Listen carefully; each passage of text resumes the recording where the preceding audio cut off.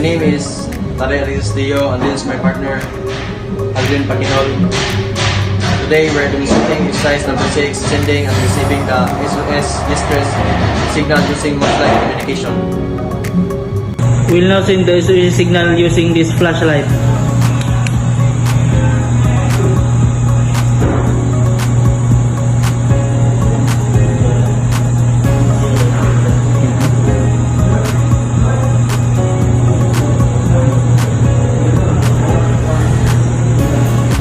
I received SOS. Go! The Morse code for SOS is 3 short flashes or 3 long flashes is 3 short flashes. This concludes our demonstration. The SOS signal is a critical emergency message recognized worldwide.